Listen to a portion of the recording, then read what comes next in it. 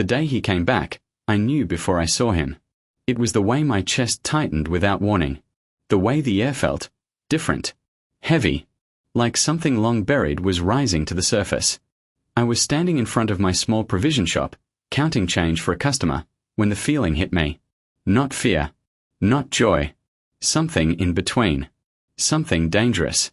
"Madam, my balance," the woman said. I blinked, forced myself back into the moment, handed her the money, and watched her leave. My fingers were trembling slightly. I rubbed them together, annoyed. It had been 10 years. 10 years since I last saw him. 10 years since I last heard his voice say my name like it belonged to him. 10 years since I made the decision that would quietly shape the rest of my life. I swallowed. "No," I muttered under my breath. "It's nothing." But deep down, I knew. Something was coming. That evening, the call came. Not from him. From my younger sister. "And Diddy," Precious said, her voice too sharp, too alert. "Are you at home?" "Yes," I said slowly. "Why?" A pause. Then, "He's back." The world did not spin. It did not crash. There was no dramatic collapse. Just a stillness. A silence so complete it felt like someone had pressed pause on my entire life. "Who?" I asked, even though my body already knew. Another pause. Then softer. "Kenneth." Kenneth Obi China. The boy who became the man I built my future around. The man who asked me to wait. The man who promised. I sat down slowly on the wooden chair outside my shop. My legs had suddenly forgotten how to stand. "When?" I asked. "This afternoon," Precious said. "He came with his uncle. They said he arrived from America yesterday." America. The words still carried weight. Even after all these years. "He's asking about you." My chest tightened. "Of course he is," I said quietly. Because in his mind, nothing had changed. That night, I did not sleep. Not because I was excited. Not because I was nervous. But because my mind refused to stay in the present. It kept dragging me back. Back to where it all began. We grew up on the same street in Orca.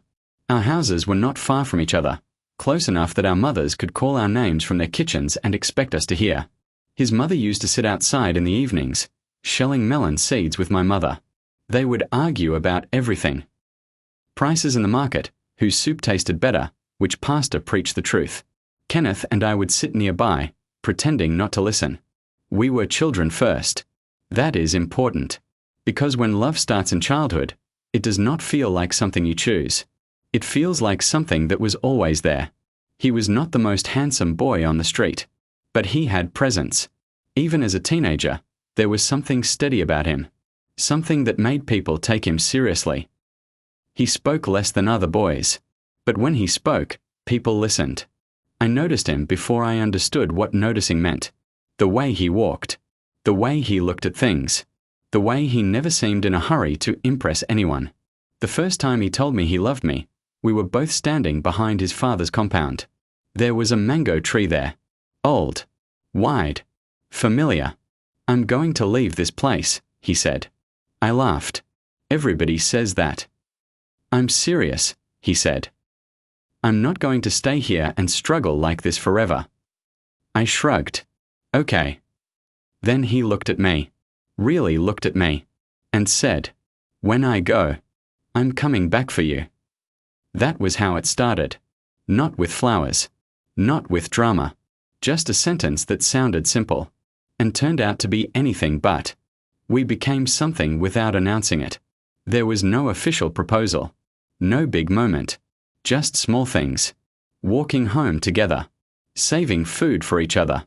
Sitting closer than necessary. Looking at each other a little longer than friends should. By the time we were in our early 20s, everyone knew. We did not need to say it. Then life began to press. The kind of pressure that does not ask for your permission. It just comes. "I'm going," he told me one evening. We were standing by the roadside, the Harmattan wind carrying dust into the air. "I've found a way. My uncle knows someone. I can get to America." America again. That word. That promise of something bigger. How long? I asked. 3 years, he said. Maybe 4. Not long. I looked at him. Really looked at him. Kenneth, I'm not a girl. He held my hand. I know. I have people talking already. I know. I can't wait forever. He squeezed my hand tighter. Wait for me. Those 3 words. Simple. Dangerous. Wait for me. I did not say yes immediately, but I also did not say no. And sometimes, that is the same thing. The day he left, I followed him to the motor park. His bag was small. Too small for the weight of what he was carrying. He did not cry. I did not cry. We stood facing each other like 2 people trying to act stronger than they felt. I'll call you when I arrive, he said. I nodded. I'll come back for you. I nodded again. Then he touched my face, softly, and said, Don't let anybody take my place. That was the moment. That was the exact moment my life divided into 2 parts. Before waiting, and after waiting. The first year was easy. Calls came regularly. Messages were constant. He told me everything. How difficult it was. How he was struggling. How he was trying to settle. I listened. Encouraged him. Defended him to anyone who doubted. By the 2nd year, things changed. Not suddenly. Gradually. Like a light dimming instead of switching off. The calls became shorter. Less frequent. Sometimes he would say, I'll call you back. And not call back. I made excuses for him. He's busy. He's working hard. He's trying to build something. By the 3rd year, the silence started to stretch. Days. Then weeks. That was when the first proposal came. A man from a good family. Stable. Present. Ready. My mother did not force me. She never forced me. But she asked questions. The kind of questions that sit quietly in your chest long after they are asked. How long will you wait? What exactly are you waiting for? Is he still coming? I did not have answers. But I had something else. Belief. I'm not interested, I told them. And that was that. The 4th year came. And went. He called one night. Out of nowhere. I'm close, he said. Close to what? I asked. Close to settling down. I smiled in the dark. I'm still here. I know, he said. And for a moment. It felt like the oldest again. But moments are not enough to build a life. By the 5th year, people stopped asking me politely. They started asking directly. Are you sure he didn't forget you? Do you even know what he's doing over there? Men change. I stopped defending him out loud. But inside, I held on tighter. Because if I let go, then what had all those years been for? The 6th year broke something in me. He stopped calling completely. Not for a week. Not for a month. 3 months. I sent messages. No reply. I called. No answer. Finally, I wrote a letter. A real letter. Because it felt more serious. More final. I gave it to his cousin who was traveling. Give this to him, I said. Make sure he reads it. His cousin came back 2 weeks later. He said he's busy, he told me. He's sorting things out. That was all. That was when I cried. Not loudly. Not dramatically. Just quietly. Alone. Because for the first time, I did not recognize the man I was waiting for anymore. But I still waited. And that was where the real damage began. I did not go to see him the next day. Or the day after that. People expected me to run. To rush. To behave like a woman whose long wait had finally come to an end. But I was not that woman anymore. That woman had existed somewhere between year 1 and year 3. She had hope in her chest and light in her eyes. She had certainty. She believed in promises. I had learned something else instead. Silence. Distance. Control. If Kenneth Obi China wanted to see me, he would come. And he did. It was late afternoon. The sun was softer, the heat less aggressive, the kind of hour when people sat outside to breathe. I was behind my shop, arranging cartons, when I heard my name. And Diddy. My hand stopped. Just like that. No shaking. No dropping anything. Just stillness. I turned. Slowly. And there he was. Older. Of course. 10 years will do that to a man. But it was not just age. It was something else. Something settled. Something heavier. He looked complete. That was the first thing I noticed. Not handsome. Not tired. Complete. Like a man who had finished building something important. Our eyes met. And for a moment, just one moment, time did something strange. It folded. I saw the boy I used to know. The one under the mango tree. The one who said, "Wait for me." Then the moment passed. "You're well," he said. It was not a question. "Yes," I replied. My voice did not betray me. I was grateful for that. He took a step closer, then stopped. As if unsure of how far he was allowed to go. "I came yesterday," he said. "I heard. I wanted to come earlier. But you didn't." The words came out before I could soften them. He nodded slowly. I wasn't sure how to start. I almost laughed. Not because it was funny, but because it was absurd. How to start? I repeated. "You started 10 years ago, Kenneth." Silence. The air between us tightened. "I know," he said quietly. Another silence. Then he said, "I've missed you." That one almost broke me. Almost. Because there was a time when those words would have undone me completely. A time when I would have stepped forward without thinking. A time when I would have believed them without question. But that time had passed. "You didn't act like it," I said. His jaw tightened slightly. I had to survive. There it was. The first crack. Survive. I repeated. He exhaled. Long. Slow. As if preparing himself. "America is not what people think," he said. "It's not easy. It's not kind. You don't just arrive and start living well." "I didn't expect you to live well," I said.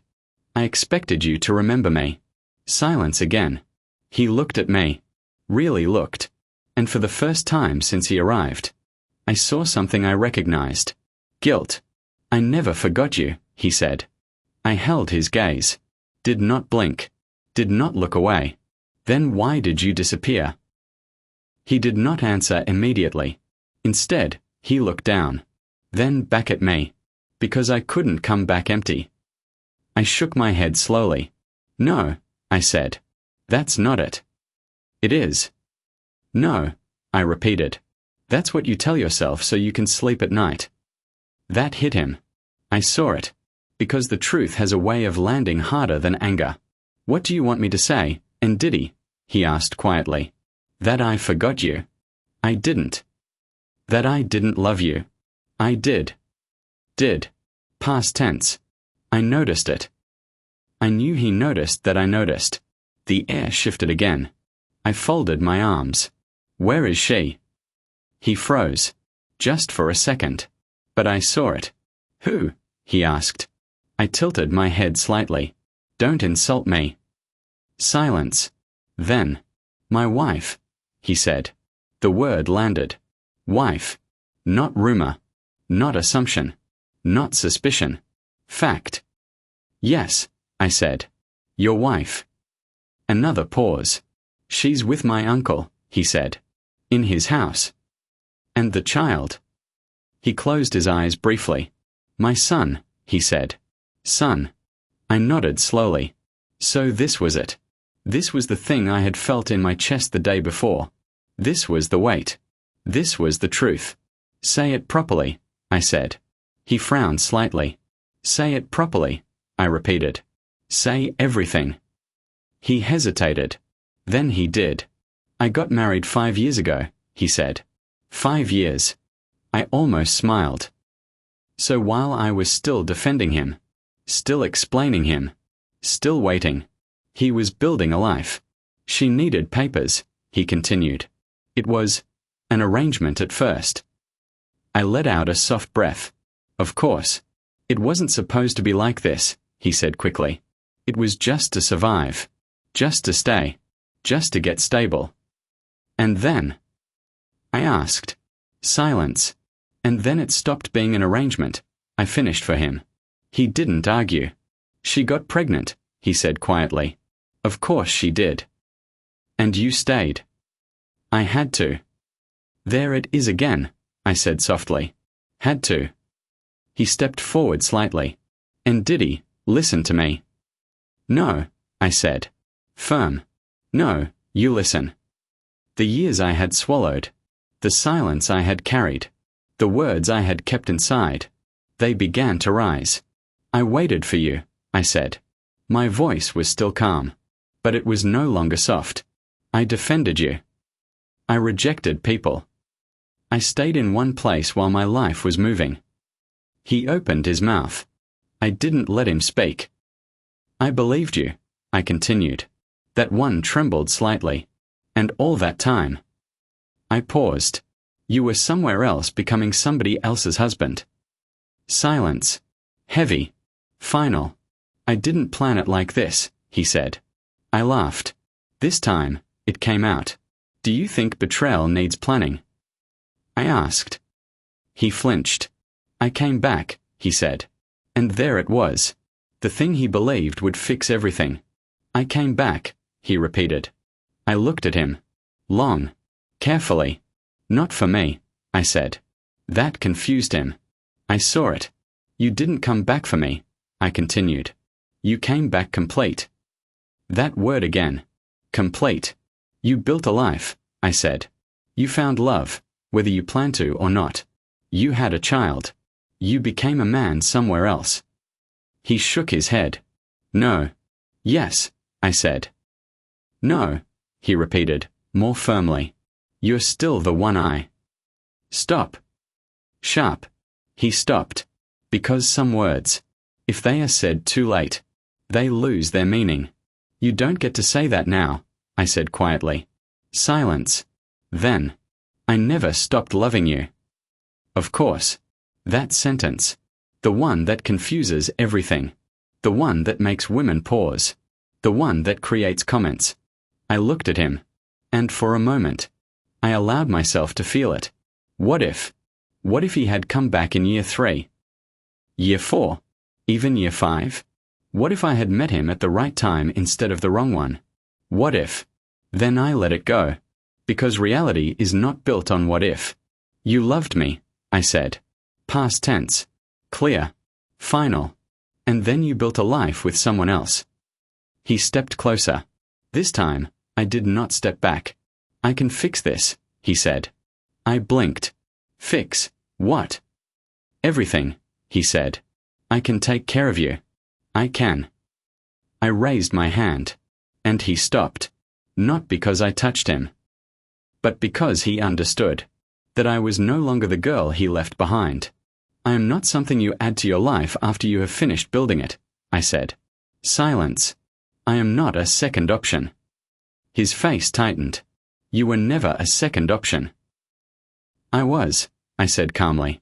You just didn't say it out loud. That hurt him. I saw it. But truth does that. I waited 10 years, I said.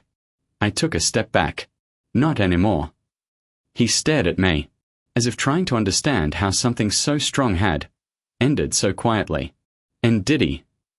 I turned. Because I knew. If I stayed any longer, if I looked at him for one more second, I might remember too much. And remembering is dangerous. Take care of your family, I said over my shoulder. Then I walked away. Not fast.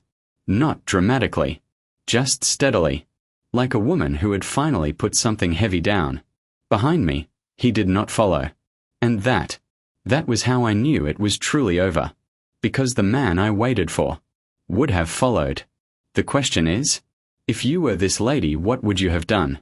Let me know in the comment section. Thanks for watching.